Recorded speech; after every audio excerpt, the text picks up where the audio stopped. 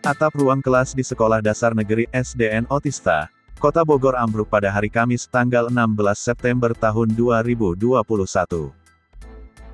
Geting dan kayu gedung sekolah yang lokasi tak jauh dari Istana Bogor dan Balai Kota Bogor tepatnya di Jalan Oto Iskandar Dinata, Kelurahan Baranang Siang, Kecamatan Bogor Timur, Kota Bogor berjatuhan ke dalam ruangan kelas.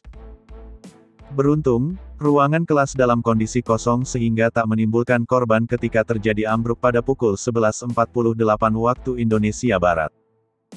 Pantauan Tribun News Bogor, atap ruang kelas yang tak jauh dari kantor Wali Kota Boma Arya ini ambruk hingga berserakan di ruangan kelas.